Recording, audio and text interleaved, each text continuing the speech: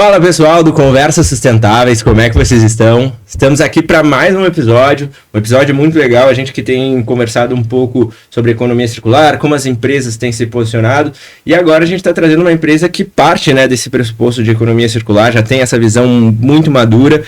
Estou recebendo aqui também, são nossos patrocinadores da Papyrus, tá aqui comigo o Ricardo Dugo e também o Anderson Maia, que são executivos da empresa, e a gente vai falar de temas que conectem a economia circular também e o mercado de barreiras. Então, seja muito bem-vindo, meu querido Ricardo. Muito obrigado. Coisa boa te ter aqui. Satisfação. Anderson, prazer. Antes da gente entrar na pauta principal do assunto, o nosso público sempre gosta de saber quem é que está por trás, né? A pessoa física. Então, se puderem se apresentar, vou começar aqui com o Ricardo, depois o Anderson. Então, quem é o Ricardo? O que o Ricardo está fazendo da Papyrus? Como chegou onde chegou? E depois só segue o baile. Legal. Obrigado, Wagner. Acho que é uma grande satisfação para a gente da Papyrus estar aqui com você, principalmente nesse tema que é muito relevante, né, das conversas sustentáveis, né? Acho que a gente precisa realmente dar um enfoque nisso. E falando um pouco sobre mim, né, meu nome é Ricardo, já estou há 7 anos aí mais ou menos na Papyrus, venho atuando diretamente com foco em ESG, né? Então nós temos construído uma pauta, uma agenda aí ao longo dos anos, justamente para que a gente possa avançar como organização, já tendo em vista que o DNA da Papyrus é sustentável, né? Nós iniciamos nossa jornada aí há cerca de 70 anos atrás, mais de 70 anos de história, fabricando papel cartão com conteúdo de reciclado, né? Então isso já mostra que a economia circular, mesmo antes do tema ter essa força que tem hoje, já é forte na Papyrus desde a sua criação. E falando um pouco sobre mim, né, eu venho do mercado, na verdade, do Inmetro, né, de metrologia. Comecei na metrologia há uns 10, 15 anos atrás, depois vim para a Papyrus, né, no segmento de papel, e venho passando aí por uma transição de carreira bem importante. Estou finalizando agora um MBA em ESG também, né? E hoje a ideia e o foco do Ricardo na Papyrus é levar o que nós já temos, nosso core, para os clientes que estão realmente interessados em fazer algo diferente em relação à economia circular, à sustentabilidade, tudo que tange esses assuntos, tá? Então, basicamente é isso. Show. Legal. Obrigado, Wagner, pelo convite, enfim, para a gente discutir esse assunto, que eu acho que ele é tão importante, né, no sentido da gente falar em termos de transição na área de materiais, né? Eu sou um profissional já de longa data na área de materiais, venho atuando com materiais diversos, seja polímeros, vidros, metais, né, celulósicos há praticamente 27 anos, né?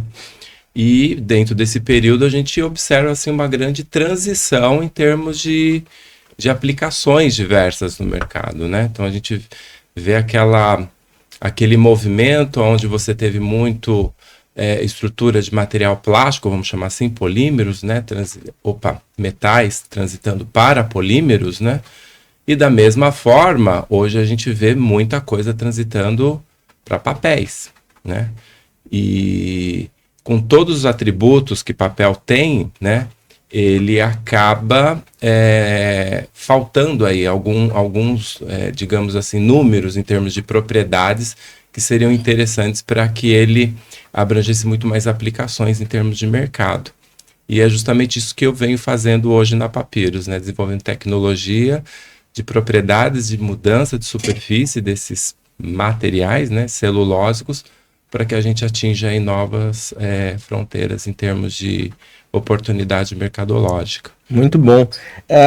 Agora a gente ingressando, né, na nossa pauta, a economia circular, acho que com a evolução também da ciência, com a evolução também, com a questão da digitalização, a gente conseguir enxergar o que está acontecendo no outro mundo, pressão de consumidor, ela vem sido... Tá bem em evidência, né? Parte de embalagens e tudo mais. Como é que na Papyrus vocês vêm tratando isso? Como tu disse, a empresa já tinha isso no seu core, né? De trabalhar sobre isso. Como é que vocês também vêm aproveitando isso com questão de mercado, né? Pô, é uma coisa que vocês, teoricamente, já estão com um grau de maturidade muito maior do que outras empresas. E como vocês também aproveitam isso para tirar vantagem nos negócios, a chegar mais no consumidor? Como é que está sendo feito esse trabalho? Acho que uma das formas que a gente tem entendido esse assunto, é primeiramente como que a gente começou, né, nesses serviços que a Papyrus coloca hoje no mercado. A gente começou consultando justamente os donos de marca, né, entendendo quais são suas dores, né, onde que está o gap, né, e muitas das vezes a gente tem escutado, né, olha, eu não tenho rastreabilidade, eu não sei de onde está vindo o material, né, eu não tenho transparência em toda a cadeia, é difícil eu especificar um papel cartão com conteúdo reciclado porque tem vários players no meio, né, então muitas vezes ele vê até como uma dificuldade. E aí, até aproveitando a oportunidade, nisso nós criamos um programa que se chama Papiro Circular, justamente porque nós integramos toda a cadeia do sistema de embalagens, né? Ou seja, hoje nós atuamos com as cooperativas, hoje nós atuamos com as gráficas, hoje nós atuamos também com os donos de marca, e dessa forma nós conseguimos conectar todos esses elos, né? E uma das formas também que você perguntou, como que a gente fala com o consumidor, né? Hoje existe um QR Code que a Papyrus fornece por intermédio da Cleantech Pollen, e esse QR Code mostra toda a rastreabilidade da embalagem até chegar na mão do consumidor, né? Então, muitas das vezes, aquele consumidor que está mais preocupado com esse tipo de tema, né? E também fazendo a sua escolha na gôndola por marcas que tenham um viés de sustentabilidade, ele olha aquele QR Code, ele vê toda a rastreabilidade do material, né? Então a escolha que aquela marca fez por um papel cartão que tenha conteúdo reciclado, que tenha uma história por trás, é justamente ali que acaba se ganhando mais um consumidor, engajando aquele consumidor, porque mostra qual é o impacto ambiental, né, daquele produto que está sendo utilizado, de quais cooperativas e aparistas ou gráficas que aquele material veio para Papyrus, né? Então a gente está falando aí de um conteúdo pós-indústria, um conteúdo pós-consumo, né? Então tudo isso vem à tona, né? Então é uma forma que nós conseguimos, né, como instituição, de, apesar de não ser exatamente nossa obrigação, nós estamos nos colocando à frente, mostrando tudo isso para a cadeia do sistema de embalagens, né? Então, conectamos com o consumidor, conectamos com o end user, conectamos também com a gráfica, que é um elo extremamente importante para nós na Papyrus, né? Hoje, muitas vezes, dentro do programa Papyrus Circular, nós temos que fazer uma integração também com a gráfica, justamente para saber onde o nosso material está indo. Então a gente conseguiu meio que fazer uma conexão de todos esses elos e ter informação, porque muitas das vezes, após a gráfica, como é que você vai saber para onde foi o seu papel? E aí justamente nesses projetos que as gráficas têm feito conosco, eles nos trazem essa rastreabilidade adicional, e aí justamente nós sabemos para qual marca exatamente está indo o nosso papel cartão e em qual volume. Então a gente conseguiu avançar em profundidade todos os elos da cadeia. E isso a gente tem feito com várias marcas, né? Inclusive, estamos fazendo com marcas próprias, por exemplo, né? Então, a gente tem avançado em vários elos da cadeia justamente pela integração que tem sido feita, né? E pela vontade, né? Porque, até como você colocou no início, como que o CPF faz as coisas acontecerem, né? E muitas vezes em reuniões de negócio que nós fazemos, a primeira coisa que eu coloco se nós quisermos fazer, vai acontecer, porque barreiras qualquer projeto tem, né? Agora, como nós vamos quebrar essas barreiras? É justamente os CPFs com vontade de fazer que realmente conseguem fazer projetos diferenciados. Muito bom. Acho que até reforçando um pouco isso que o Ricardo está falando, né? Isso não é algo inédito, né? Quando a gente pensa assim, não é algo que é própria para a Papyrus. A Papyrus, ela está implementando, trazendo de força, digamos assim, esse conceito, né? Colocando ali como um DNA, né? Que acontece dentro da própria organização. Mas isso é uma ação global, né? Quando você observa as grandes marcas, né? Principalmente quando você fala das 20 maiores empresas globais, né, que consomem muita embalagem, hoje, por uma série de motivos, né, e políticas, essa questão do conteúdo reciclável, né, colocado ali dentro da construção do sistema embalagem, ele é muito importante de ser analisado, né, de ser colocado em pauta, né.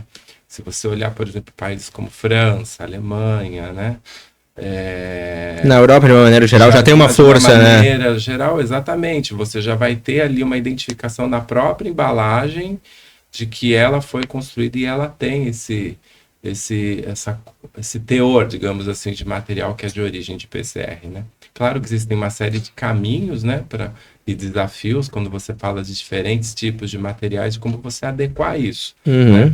Nós estamos fazendo ali toda uma tarefa, né, de como atuar isso dentro dos celulósicos e que isso daí seja permeado para toda a cadeia, né? E uma das pautas que a gente vem falar é dessa pauta das barreiras, né? O que são as barreiras? Quais são os desafios que tem para... Porque quando a gente fala de Europa, eu costumo dizer que o nível de maturidade lá para diversas pautas da sustentabilidade, não só a economia circular, é muito mais avançado do que grande parte dos países. E no Brasil a gente tem desafios que partem até de educação, né? Acho que eu defendo muito essa parte educacional, não estou a tempo podcast, a gente gera conteúdos de educação, porque para a gente pensar em crescer, a gente tem que ter um nível de maturidade e as empresas, trazendo agora para o meio de vocês também, tem que repensar a embalagem não só pelo, aqui é mais barato para mim, eu preciso fazer, mas só que qual é o contexto nas externalidades também que são geradas. Então, se tu puder nos trazer um pouco dessa visão do que são das barreiras e qual é a importância que ela tem para a parte de embalagens também. Veja, primeiro que assim, a questão quando você traz assim do educacional, né? Existe a questão do usuário, né? Mas eu diria que do próprio usuário final, digamos assim, uma relação mais com o consumidor, mas o próprio usuário como indústria mesmo dessas novas tecnologias e possibilidades, né? Então existe uma questão muito cultural. A gente por muito tempo entendeu que determinados materiais eles se limitam a aquela determinada aplicação associada àquele determinado tipo de desempenho que ele tenha, né? Baseado nisso, você tem uma revolução, né, digamos, em termos das boas práticas de engenharia que você associa e que você consegue fazer modificações de materiais e aonde que você consegue ampliar oportunidades. Se você olhar por numa linha do tempo, né, a gente assistiu e assiste, né, possibilidades quando você fala principalmente quando você fala material de alto teor de conteúdo fóssil na sua construção, você vê que ocorre um surgimento de possibilidade de material de fonte renovável. Então isso é um ponto, né? Mas nem sempre se favorece, seja ou por quantidade, demanda que isso tenha no mercado, né? O material fóssil ele ainda tem em muita quantidade, né? Ou até mesmo por uma questão de como você faz essa concepção de preço, né? No custo final, né? Preço final do sistema embalagem. Então isso é um ponto e são desafios a serem enfrentados. De qualquer maneira, o que as grandes empresas, voltando àquela questão que a gente fala quando você traz grande empresa, né? Se você olhar dentro desses programas, seja de ESG ou programas de sustentabilidade, com essas grandes marcas, né? Somente quando você traz as globais, elas têm ali desafios muito fortes de redução de conteúdo fóssil, né? E aí é onde que entra essas possibilidades de substituição de materiais. Então esse balanço de biomassa, né? Quanto você tiver maior quantidade de fonte renovável na construção, ele vai para um caminho que é muito mais palatável para essas grandes organizações. E aí que surge o desafio de você trabalhar com modificação de estrutura para celulósico, né? Quando você fala de propriedades como barreira a gases, ou seja, vapor, né, umidade, né, contato com líquidos, né? Então o papel ele poderia estar um passo atrás por não atender esse determinado tipo de performance. Isso. E é onde que você entra com essas possibilidades de construir sistemas de barreira, né, que você agrega essa performance a esse tipo de estrutura, né, de material, mas ao mesmo tempo atendendo determinadas agendas que são muito importantes e que elas continuem sendo atendidas, como ser um material ainda repolpável, então você não pode atrapalhar essa titularidade que já é do setor de celulósicos, né? a facilidade de repolpar, ser compostável, ser biodegradável, mas com essa vantagem também de você ter um maior conteúdo de fonte renovável dentro de uma estrutura. Legal. E agora, Ricardo, trazendo um pouco... qual é o papel da inovação para esses caminhos convergirem, né? Eu costumo dizer que para a sustentabilidade ganhar vazão, né? E aí a gente trabalhar tudo, ela também tem que economicamente ser viável. Às vezes não adianta a gente falar de economia circular para isso, para aquilo. Eu tava acho que o último podcast que eu gravei foi com a Fábio, que é a diretora de economia circular da Braskem. E aí a gente tava conversando e o grande desafio, porque assim, acho que a gente já entendeu que economia circular já faz sentido, né? Não tem mais um futuro sem a circularidade. Mas a gente precisa tornar acessível para o dia a dia, porque se o consumidor da ponta achar caro, ele não vai comprar. Se não comprar a ponta, a empresa também não, e a gente vai continuar nesse ciclo. Qual é o papel da inovação? Como a Papyrus também tem se posicionado nisso para que a gente alcance esse meio termo? Sim, eu acho que essa é uma pergunta extremamente relevante, Wagner, porque muitas vezes quando a gente está lá no mercado, como a gente lida com vários stakeholders, com diversos interesses, às vezes diferentes, né? Não só o que a Papyrus tem como interesse, mas envolve muitos players. Eu já escutei, eu vou dar até um exemplo prático que aconteceu recentemente, né? Hoje, a gente, comparando um produto duplex da Papyrus, né? Um Vitamax com um VitaCycle, eu vou até ser mais preciso, não há tanta diferença de preço para você falar assim, nossa, você entrou com um projeto com um VitaCycle da Papyrus e esse preço mudou 60%, 100%. Isso não acontece saindo da Papyrus, tá? Então, claro. Isso eu acho que é uma coisa que eu queria deixar claro e é importante para quem está assistindo. Mas, quando, por exemplo, até a gente tem um projeto com uma grande marca, e eles, quando cotaram com o VitaCycle, chegaram num aumento de 100%. Aonde aconteceu esse aumento de 100%? Você entendeu? Mas não foi na Papyrus. Né? Então, muitas das vezes, quando as empresas estão tratando de produtos com conteúdo reciclado, entra uma questão de é como se ele fosse premium, né? Mas não é justamente isso. Ele é um produto com conteúdo de reciclado, tem a sua estrutura adequada para atender diversos tipos de embalagens, de diversos tipos de segmento, inclusive até com certificações para contato com alimento, apesar de ainda na legislação brasileira isso não ser totalmente aprovado, ainda a gente precisa avançar bastante. Tem caminhos, isso, né? Para ser feito. Mas eu acho que assim, é importante entender onde no meio da cadeia está acontecendo essa diferenciação de preço, porque da Papyrus não é. Né? E aí, até que você me perguntou como que a Papyrus tem se posicionado nisso, justamente nessa política de preços. Né? Nós não queremos que um produto com conteúdo de reciclado seja com preço totalmente diferente, muito maior do que um produto que tem menos conteúdo de reciclado, claro. Ou até que não tenha, seja um virgem. Né? Então a nossa política é dar oportunidade para todos, né, nas gráficas e end users, utilizar o nosso produto e entender no meio da cadeia onde está a dificuldade. E a gente se coloca à disposição para resolver isso, né? De diversas maneiras, envolvendo diversos players da cadeia. E né? na tua visão, tu acha que tem um apreço comercial de falar, pô, nosso produto é premium, então a gente pode ter um valor maior também? Porque o que eu tenho percebido, qual que é a minha sensação, meu feeling, né? Que quando a marca lá na ponta especifica um produto como o nosso com conteúdo reciclado, as empresas, como isso não é de praxe, né? As empresas acabam aumentando o preço justamente por ser uma exigência do cliente final.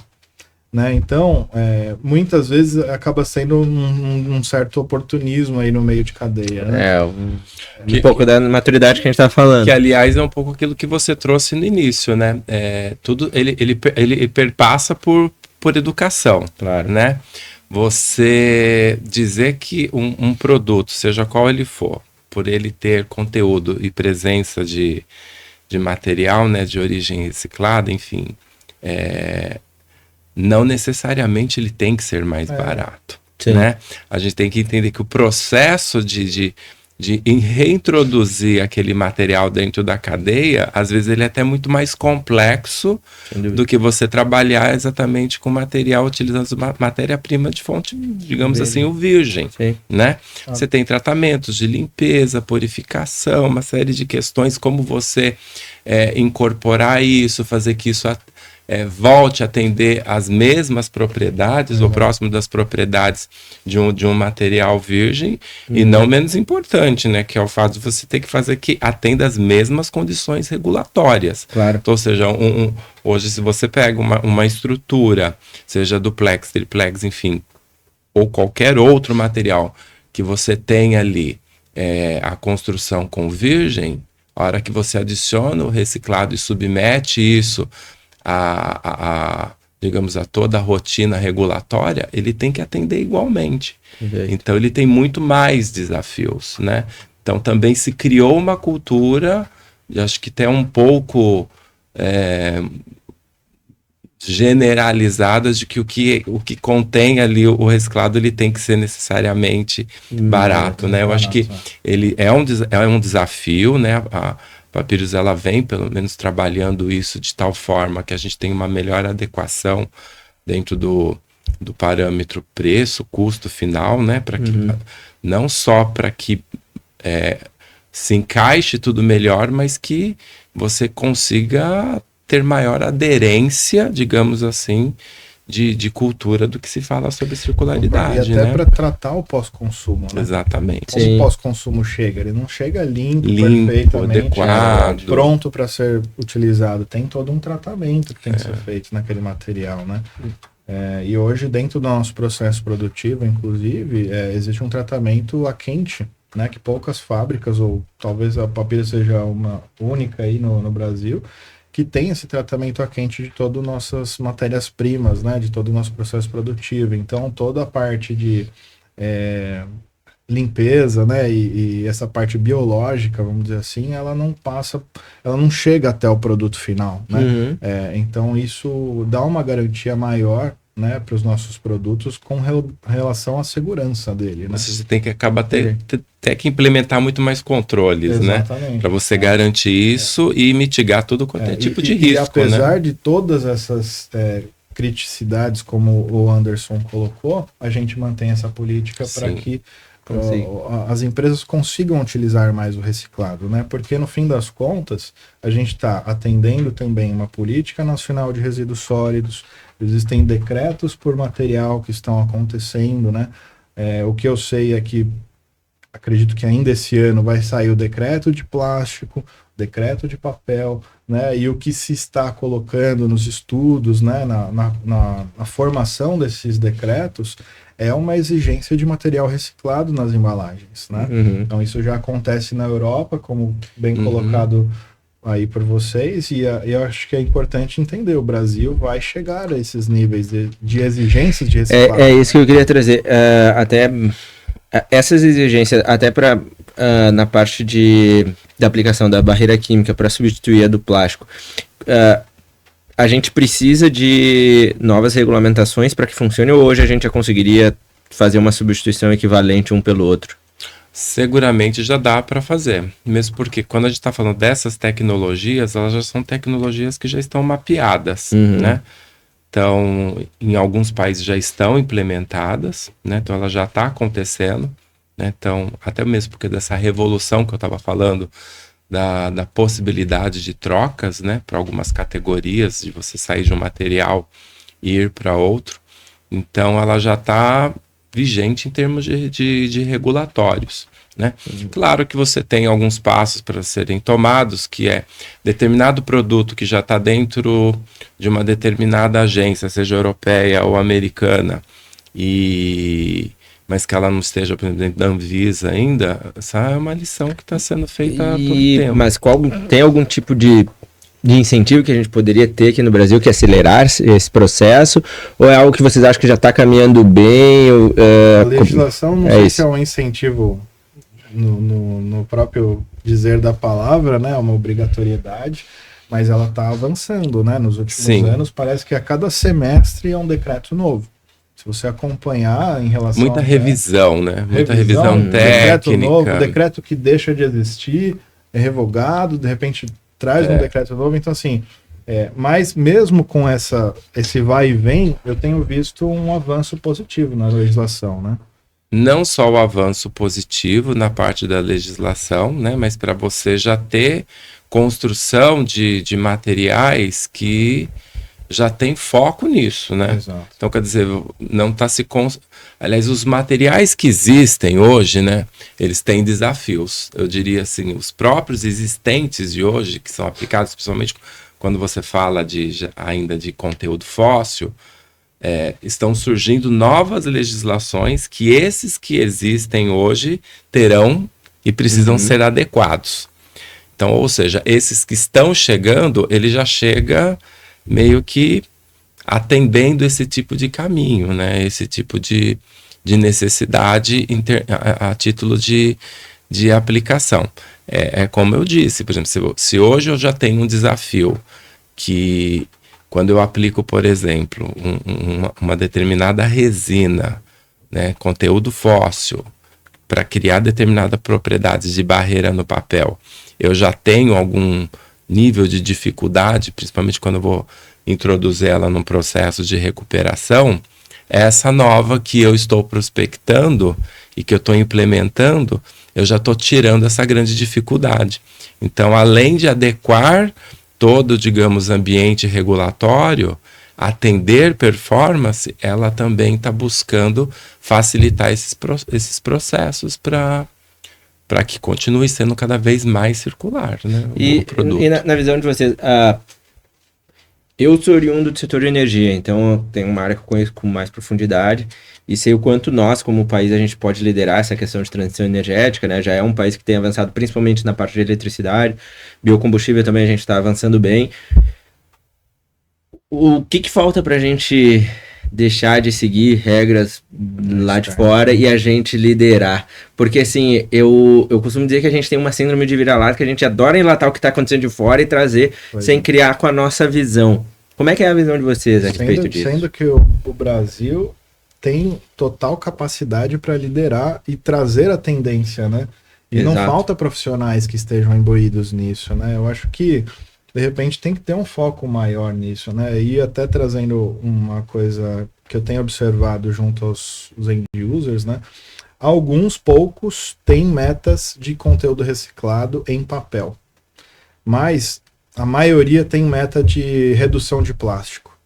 Agora sim, né? Por que não estão olhando ainda para o papel como deveriam em relação ao conteúdo reciclado, né? Então, por que se coloca a meta somente no plástico? Eu entendo que tem todo um aspecto de reciclagem do plástico, que é mais difícil se não for destinado corretamente, Sim. né? Todo material tem o seu determinado valor, né? E a sua importância, mas eu acho que tanto esse processo que tem sido feito no plástico pode ser feito também no papel. E as empresas podem ser protagonistas nesses temas sem ter que ter alguém empurrando claro. isso, né? Consistentemente para que vire uma obrigatoriedade, vire uma regra. Então, acho que as empresas podem começar a olhar a sua gama de materiais nas embalagens de uma forma diferente e de forma protagonista, sem ter muita diferença no custo, vamos dizer assim, né? Como que você colocou atrás. Então, acho que a gente tem que pensar um pouco nisso, né? Como que a gente pode ser protagonista sem depender de alguém nos obrigando a fazer isso? Perfeito, eu acho que esse é o caminho da maturidade, né? Eu acho que não é só nenhuma questão de obrigatoriedade, né? É você sinalizar possibilidades, né? Você trouxe a questão da transição, né? Então, você fala de... Acho que 2 pontos são muito importantes quando você fala dentro de ambiente industrial, né? Primeiro que atender a agenda de descarbonização, né? As empresas, elas, umas mais, outras menos, mas acho que hoje é de conhecimento da grande maioria de todos os setores industriais essa questão. Então, por isso que quando você fala, né, na possibilidade de você criar sistemas diversos, né? Inclusive embalagens, aonde esse conceito de balança de biomassa ele existe, né, e você traz isso para cada vez mais conteúdo renovável, você está criando uma agenda que propicia isso daí, dentro da própria cadeia. E a própria facilidade de reestruturação desses materiais para que ele retorne à cadeia, acho que um pilar muito importante é a eficiência energética, né? Então é você ter sistemas onde você tenha menor consumo desses tipos de energia, né? Então essa maior facilidade vai fazer plenamente essas empresas incorporarem isso, né? Então a agenda da descarbonização, agenda de eficiência energética, que isso facilita e que torne as empresas mais competitivas, né? Porque você, mais do que simplesmente não ter o complexo, né, do vira-lata, mas é você simplesmente mostrar que você faz alguma coisa de uma maneira muito mais, digamos assim, o ambientalmente correto, ele também é ambientalmente inteligente. Né? Então, as empresas elas passam a se destacar por isso. E também. como é que é? Mas assim, eu vejo que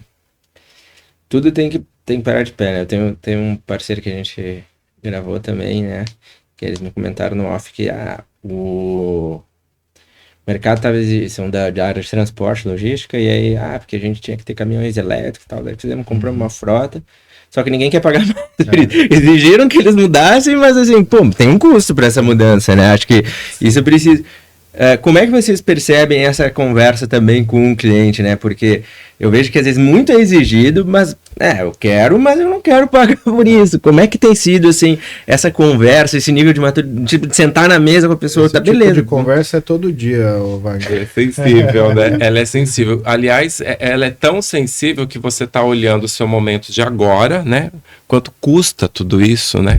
O que tá rolando aqui agora, e aí você tá... Por mais que você esteja trazendo uma tecnologia nova, né? Ou qualquer algo que você traz de novidade, né? Vamos dizer assim, o âmbito da inovação nesse ambiente, ele... Peraí, o quanto isso vai me custar mais? Então, acho que um desafio que ele é constante, né? Ele é cotidiano, é você não criar uma vacância muito grande, né? Então, isso é desafiador para a gente que está ali no dia a dia, fazendo essas execuções, já colocar isso também como um propósito, né? Porque a gente sabe que isso ele pode ser um parâmetro de não incentivo, né? Por mais que você tenha uma agenda muito importante para atender, a gente sabe que como a gente tem que trabalhar com esses empresários, né? Com esses setores todos. Eu acho que dentro do que o Anderson está colocando, que eu achei muito bacana, essa questão do propósito, né? E eu acho que assim, quanto mais empresas tiverem esse tipo de meta, de propósito, de fazer diferente, né? Que eu acho que nem é tão diferente mais, eu acho que cada vez vai ser uma coisa mais comum, né? No dia a dia, mas quanto mais se consome esse tipo de, vamos dizer assim, de lógica, mais empresas você ganha escala nas produções. Claro. Né? Então você estrutura mais a cooperativa. Né? Por exemplo, eu vou dar um exemplo básico. Quanto mais você compra VitaCycle, VitaCarta, entre outros produtos papiros que tem um percentual de reciclado, mais você puxa material da cooperativa. Mais você gera renda ali. Então tem um impacto social também ali, né? E que se não fosse eles, né, triando aquele material da forma perfeita como tem feito, né? Hoje a Papyrus tem tido várias frentes com as cooperativas, né? Visitamos, homologamos, estruturamos, procuramos entender como nós podemos influenciar positivamente nessa cadeia, né? E justamente nesse sentido, né? Quanto mais empresas estiverem consumindo esse tipo de material, exemplo, com conteúdo reciclado, mais fácil vai se tornar, né? Vai ser mais um produto de portfólio, como é o caso, né? Nós temos esse produto com produção recorrente mensal, né? Então, até dando um exemplo prático, quando uma grande marca veio solicitar o VitaCarta nosso, a gente escutou dentre os seus fornecedores que não tinha VitaCarta no mercado. E nós estávamos com estoque com mais de 200 toneladas disponíveis, né, naquela época. Então, assim, onde que está o problema aí? Será que são CPFs que não querem fazer? São empresas que não estão interessadas da mesma forma que nós em fazer? Então, por isso que nós temos conectado vários elos, né, justamente para fazer acontecer. E eu acho que eu até tive um exemplo recente nesse sentido, que foi até um case legal. Eu estava num congresso nacional de ESG recentemente, eu ouvi uma um testemunho, né, um case de sucesso lá que eles colocaram, que em todos os projetos sempre tinha um viés de descarbonização. Como eu lanço esse projeto emitindo menos CO2? Exato. Por projeto. Ou seja, isso está permeando todas as áreas. Não pode ser o ESG, a sustentabilidade, etc., a responsabilidade de uma área ou de uma pessoa. Tem que ser da organização. Todos os setores. Ele não pode criar uma ideia só de modismo, né? Ele tem que ser propósito estruturado, né? De cadeia, de empresa. Como que eu olho no fornecedor, como eu olho para frente, como eu olho para o meu negócio, né? Tudo tem que estar linkando nesses requisitos da agenda, né? Da agenda. E sabe que isso tem sido muito forte ali dentro do Conversas Sustentáveis. A gente tem ajudado algumas empresas que a gente chama de innovability, né? Que é a inovação com a sustentabilidade. Que é exatamente esse o ponto. Começou porque tem um grande player que nos procurou, falou, Wagner, olha só, o pessoal de inovação falou, a gente precisa disso, só que desse perfil de startup, porque nós estamos com um processo dentro da fábrica e a gente achou uma startup demais, só que eles iam aumentar, tipo, ia diminuir o nosso custo do material, só que ia aumentar a nossa emissão de CO2. E isso vai contra as políticas que a gente tem construído. Certo. Então eu preciso de uma empresa que faça isso sem que eu aumente as emissões. E aí a gente começou a falar com outras corporates falando assim, pô, a gente consegue fazer isso, porque querendo ou não, a gente tem o plug das startups, né, de sustentabilidade e que vão conseguir atender a tua premissa dentro da agenda de sustentabilidade, que é justamente isso, é olhar assim, pô, a gente precisa fazer, eu tenho que inovar, a empresa tem que melhorar isso aqui, mas não pode ir fora dos nossos compromissos que a gente já e olha que interessante isso que você trouxe, eu já escutei isso, não foi nem de uma, duas, três empresas, que é justamente quando ela vai né, decidir implementar determinada tecnologia, ela trabalhar em cima principalmente dessa equação de geração de CO2. Então ela fala assim, o discurso é muito bom, né? Mas eu tô deixando de atender aquela agenda a qual eu já vinha construído há um determinado tempo, né? Tem uma meta para atingir tem uma meta. Então é justamente nesses pulos, né, de oportunidades que é onde você fala o que eu posso criar com as tecnologias que eu estou pensando agora como já resolver essa dor que essa empresa está me colocando. Porque o que a gente fala lá dentro do Conversa é justamente isso, como a gente pode falar de sustentabilidade sem falar diretamente de sustentabilidade, que vai convergir. Eu preciso inovar, mas eu vou ser mais eficiente, eu vou ser... E que está dentro da pauta de sustentabilidade. Então, é um mecanismo que...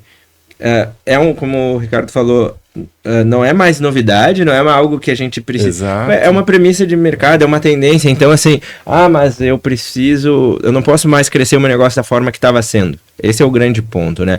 E a cobrança vem de uma questão geracional também. A nova geração já tem um outro valor, um outro olhar sobre negócio, outro olhar sobre investimentos. Eu queria só conectar um assunto que é interessante, tem tudo a ver com isso, que é a questão de mudanças climáticas. Claro. Ou seja, quanto vale o custo que se está tendo, de repente, com várias empresas em pequenas ações, e quanto custaria, como custou aqui, né, no estado que estamos, ficar debaixo d'água. Exato.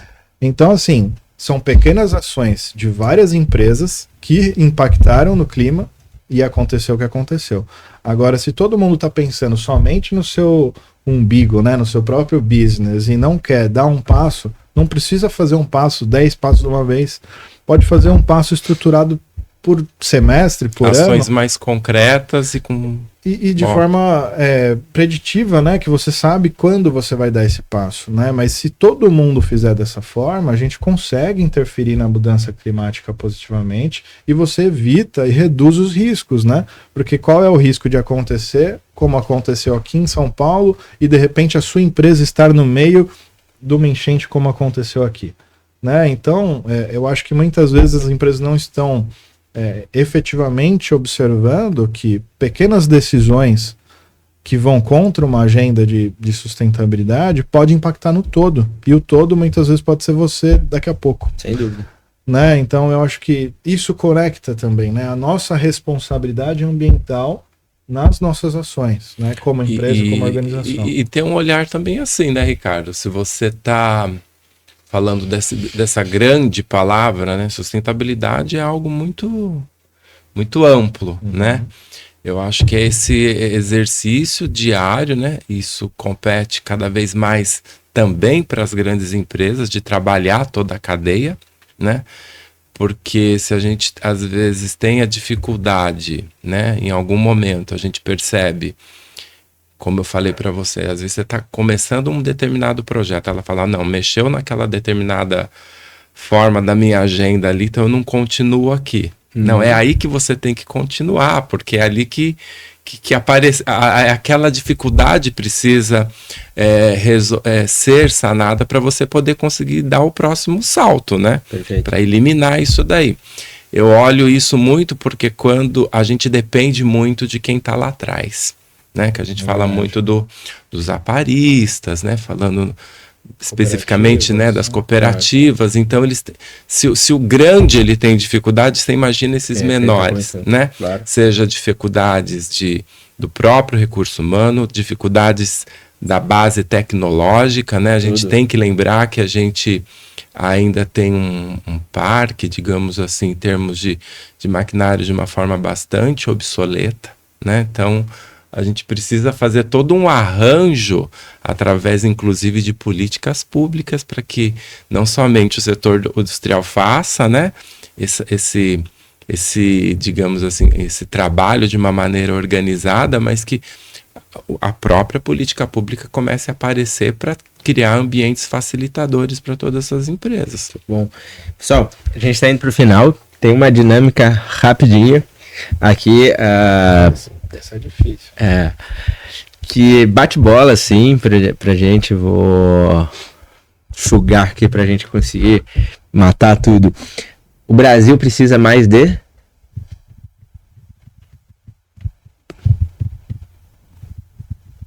responsabilidade. Muito bom. Acreditar que a gente sabe fazer certo. Vou anotar aqui.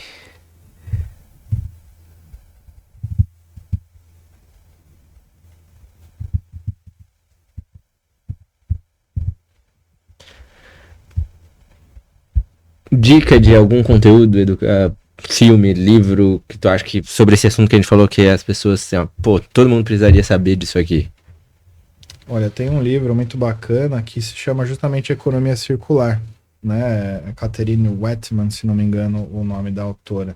Livro desse pequeno espessura, né? Mas ele é um livro muito bacana, ele abre bastante a visão com relação à economia circular. Economia circular, mas tá em português, né? Tá em português, de maneira geral. Acho que é um livro básico aí para quem atua no tema, né? E, lógico, tem muitos outros conteúdos, mas um que eu queria indicar seria esse livro. É um livro de capa dura, verde, que dá para encontrar tranquilamente aí na internet para leitura. Mas ele é muito focado na economia circular de diversos materiais, não só de materiais, mas também nos sistemas, na logística, na parte da produção e assim por diante, né? Então é como introduzir o tema economia circular na mente das pessoas para pensar de forma circular. Perfeito. Né? Então, diferente de você olhar isso como um tema separado, ele entra na estrutura de pensamento das diversas áreas. Então é bem bacana. Eu diria mais do que um livro, né? Eu acho que é a base da educação, né? E eu acho que eu vou citar aqui exemplos de uma instituição que eu acho que ela está cumprindo com uma agenda assim muito positiva quando a gente fala em circularidade, que é o Senai, né? Então o Senai, eu diria assim que ele é um baluarte brasileiro, né? Então ele está capilarizado no Brasil inteiro, né? E assim, promovendo, levar ali para quem está chegando, né? Para quem está e para quem está chegando sobre essa pauta de circularidade de uma forma assim muito simples, né? Porque esses vão ser o futuro, né? Então o pessoal está ali sendo treinado para ir para o setor industrial, para ir para a sociedade e para que ele promova mudanças num país, né? Então eu olho muito para isso. E agora, por último, tem uma pergunta que o convidado passado deixa, sem vocês saberem, e vocês vão deixar pro próximo. Vocês vão responder é uma para os dois e vocês, cada um vai deixar uma para o próximo. Sem saber qual é o setor também do próximo, sem saber nada. Então, assim, ó, quem deixou essa, de fato, a última pergunta, a última pauta que eu tive foi com a Fábio, da Braskem. E a pergunta dela foi: qual é o legado que você quer deixar para o mundo? Essa é uma pergunta dela para mim. Para você, vai ser para o próximo convidado, no caso vocês dois, então. Meu Deus. Legado. Profundo, hein? Quem quiser responder primeiro. Pode ir, Anderson, se você quiser. Eu vou tirando do âmago aqui, da alma, né? Olha, parece meio, assim, digamos, como fala, é meio clichê, romance, né? clichê, né? Mas eu acho que assim, acho que é um mundo mais justo, né? Principalmente que eu acho que assim, sustentabilidade ou qualquer outra coisa que a gente venha introduzir, né? De movimento no mundo, ele não pode ser por determinada camada pode, determinada camada não pode. Uhum. Então acho que né, algo que eu não falei aqui, mas assim, há pelo menos 18 anos eu tô dentro também do ambiente acadêmico e ambiente de ensino. E é uma coisa que eu sempre faço de provocação dentro de todas as minhas turmas, dentro de sala de aula. Faça aquilo com os outros o que você gostaria que fizessem também com você. Concordo, né? Sim. Então isso ele é muito importante. Então para mim toda forma de vida ela vale a pena, né? Total. Né? Então acho que é algo de dizer assim, para mim não vai ser nada interessante, não é nada incrível se eu de repente entender que para eu ter bateria elétrica, né? Para o carro elétrico, que determinada camada vai utilizar aquele carro elétrico, eu precisei extrair um determinado material, mas que eu precisei degradar um determinado ambiente que algum tipo de vida estava ali, poderia se aproveitar. Então acho que esse é um mundo mais justo. E tu, Ricardo? Essa é bem profunda, né? Eu acho que eu vou responder um pouco como CPF agora, Exato. Né? A ideia é essa aí. Mas o grande legado que eu gostaria de deixar é que todo mundo tem capacidade ilimitada de ser e fazer o que quiser. Justamente também é dentro do que o Anderson colocou, né? Muitas vezes se coloca na sociedade que uma determinada pessoa de uma determinada camada social não pode alcançar X nível que deseja. Pô, tô aqui pra dizer que pode também. Da onde eu ouvi.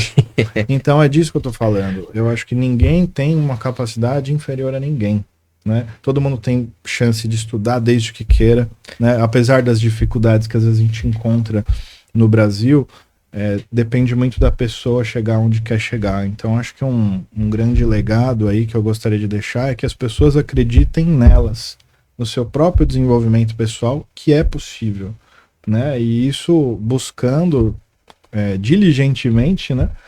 Esse progresso, eu acho que todo mundo tem essa mesma capacidade. Então um legado que eu queria deixar é o potencial humano. Perfeito. Né? Isso que eu quero deixar como força. E para finalizar, qual pergunta tu deixa pro próximo convidado e qual pergunta tu vai deixar pro próximo convidado ou convidada? Eu deixaria uma pergunta assim, o que você, né, futuro convidado, o que você está promovendo para esse ambiente mais justo, né? Que movimentos que você está fazendo? Né?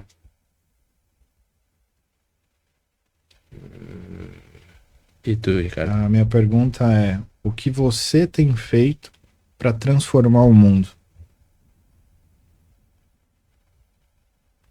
Galera, anda filosófica. Gosto desse tipo de pergunta. Então tá.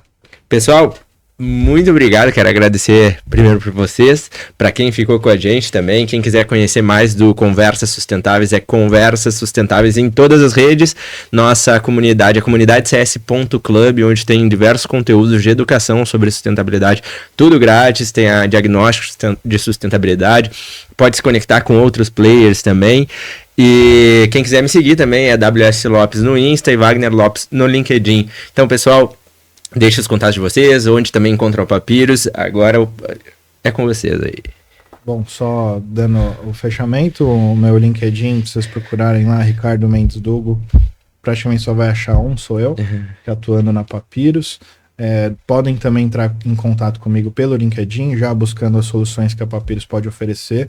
Eu queria só deixar reforçado aqui nossa abertura, né, no sentido de, se não temos hoje algo para atender vocês, nós vamos criar para atender vocês, né, porque a Papyrus está em constante transformação, a inovação faz parte do nosso negócio, e para se manter como uma empresa inovadora, a gente tem que sempre estar criando algo diferente, e principalmente dentro das pautas que a gente tem a capacidade de criar. Né? Hoje a Papyrus é uma empresa B acreditada, né, certificado, hoje a única dentro do mercado brasileiro com esse tipo de certificação, mostra um pouco do nosso protagonismo e a nossa preocupação com a sociedade como um todo.